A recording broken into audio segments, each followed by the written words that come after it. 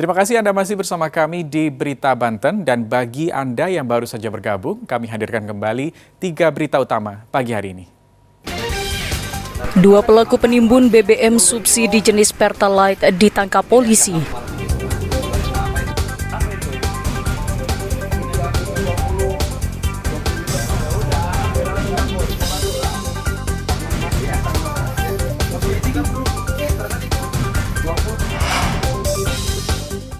Kantor jasa ekspedisi Si Cepat dibobol maling, ratusan paket habis.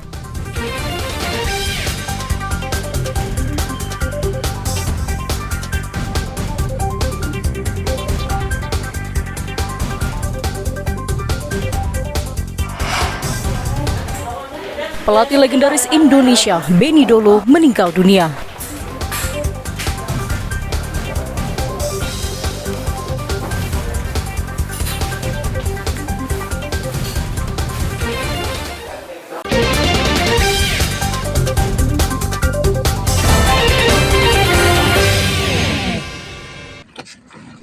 Beginilah aktivitas yang dilakukan Anggi Purwati, gadis remaja asal desa Jeruk Nipis, Kecamatan Keragilan, Kabupaten Serang. Anggi melakukan aktivitas pertanian dengan cara yang tidak biasa. Gadis berusia 25 tahun yang kerap disapa Anggi Pampers ini memanfaatkan sampah popok atau Pampers untuk dijadikan media tanam sekaligus pupuk sayuran yang ada di pekarangan rumahnya. Setelah dibersihkan, sampah popok ini dibagi menjadi 3 bagian. Untuk kandungan gel yang ada di dalamnya digunakan sebagai pupuk cair, sementara bagian luarnya digunakan sebagai media tanam dan pot bunga. Selama melakukan aktivitas ini kurang lebih 1 tahun, suka duka turut dialami Anggi, di mana pertentangan kerap datang menghampirinya, termasuk dari tetangganya sendiri. Meski demikian, anggapan miring yang ia terima tidak menyurutkan niat mulianya untuk terus bergerak mengumpulkan popok bekas pakai ini demi mewujudkan lingkungan terbebas dari tumpukan sampah. Selain berhasil merubah sampah popok menjadi lebih bermanfaat, remaja lulusan sarjana ilmu komputer ini pun pernah melakukan eksperimen pembuatan pupuk berbahan organik yang difermentasi dari bahan jerami dan dedaunan. Hasil eksperimen yang dilakukan secara otodidak ini terbukti cukup berhasil, di mana sejumlah tanaman sayuran miliknya, mulai dari kangkung, bayam, sawi, pakcoy, hingga cabai dapat tumbuh dengan subur. Kenapa saya mengelola diapers? Rumah saya itu kan deket sama irigasi.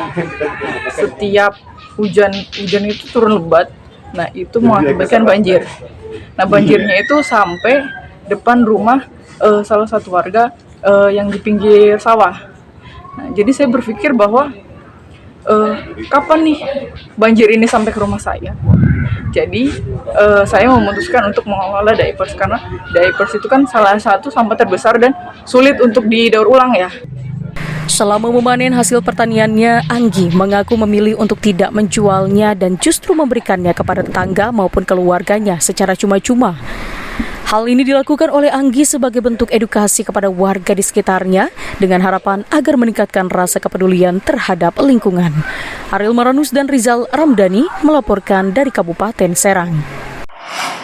Minyak goreng program pemerintah yakni Minyak Kita mulai langka di pasar tradisional, seperti yang terpantau di Pasar Tradisional Bukit Pamulang, Kota Tangerang Selatan. Ketersediaan minyak goreng Minyak Kita dikeluhkan pedagang dan konsumen. Dari sejumlah pedagang kelontong maupun eceran, minyak goreng di Pasar Tradisional Bukit hanya 1 kios yang masih memiliki ketersediaan Minyak Kita.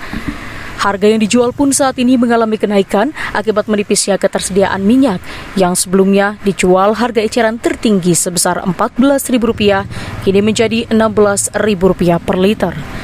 Menurut Dinas Perindustrian dan Perdagangan Kota Tangerang Selatan, kelangkaan minyak kita di tingkat pasar tradisional mulai terjadi sejak awal tahun 2023 lalu.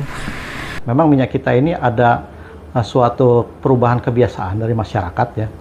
Yang tadinya masyarakat itu memakai minyak premium, tetapi sekarang minyak kita mulai menjadi primadona daripada masyarakat karena terjadi selisih harga yang cukup tinggi dari minyak kita yang harga HET 14.000 per liter, sedangkan minyak premium bisa di harga 17 sampai 21.000 yang paling murah.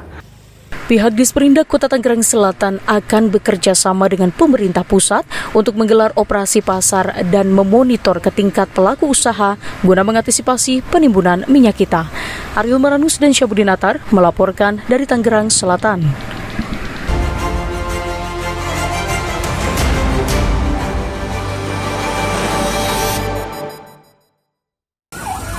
Amukan si jago merah membakar ruko 2 lantai di Jalan M. Toha, Kelurahan Nambojaya, Kecamatan Karawaci, Kota Tangerang, Banten.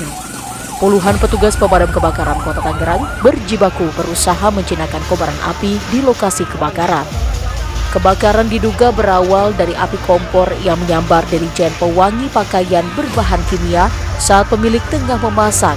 Seketika api membesar dan merambat pada seluruh isi bangunan yang mudah terbakar. Di dalam rumah terdapat 5 orang yang diantaranya keluarga yang terdiri dari istri, anak, dan 2 karyawan berhasil keluar menyelamatkan diri. Namun Andrianto sang pemilik terjebak dalam kobaran api. Namun salah satu karyawan laundry yang bernama Ahmad melihat sang pemilik terjebak di dalam ruko dan Ahmad berusaha untuk menolong. Namun keduanya tewas akibat api menjalar dengan cepat. 2 bus yang berisi rombongan pemain dan ofisial Persis Solo diserang sejumlah orang di Jalan Kelapa II, Kecamatan Kelapa II, Kabupaten Tangerang. Rekaman video amatir memperlihatkan sejumlah orang yang diduga berasal dari supporter Persita Tangerang menghadang dan melempari bus dengan batu saat rombongan hendak pulang ke Solo usai bertanding melawan Persita Tangerang.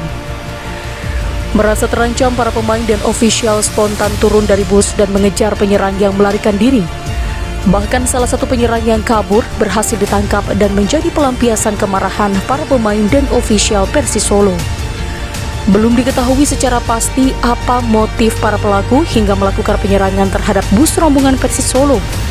Diduga para supporter ini kecewa dengan hasil imbang 0-0 dalam pertandingan.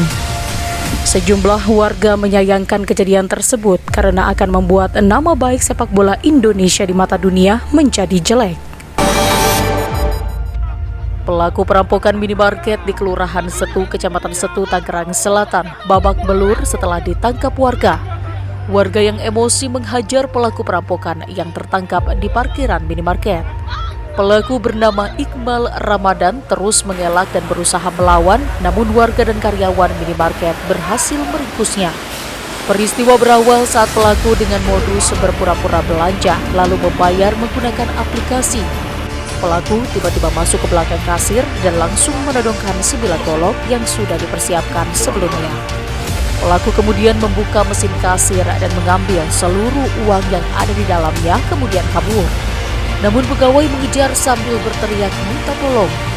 Pelaku mengaku nekat merampok karena terlilit hutang akibat ketagihan bermain judi online. Dari tangan pelaku, polisi menyita barang bukti berupa sebilah golok, uang hasil kejahatan sebesar 17 juta rupiah, dan 1 unit sepeda motor pelaku. Petugas gabungan dari polisi dan Satpol PP menggerebek sebuah toko pakaian di Jalan Bayangkara, Serpong Utara, Tangerang Selatan, Banten. Toko pakaian tersebut digerebek karena menyediakan jasa prostitusi online di lantai 2. Dari penggerebekan tersebut, petugas menangkap 6 orang pekerja seks komersial dan 10 pria hidung belang. Sekretaris Dinas Satpol PP Tangerang Selatan mengatakan, jika dari hasil penyelidikan petugas, prostitusi telah berlangsung 1 tahun terakhir. Ya, informasi tadi mengakhiri berita Banten pagi hari ini. Saya Rusdi Maulana mewakili kerabat kerja yang bertugas mengucapkan terima kasih. Selamat pagi dan sampai jumpa.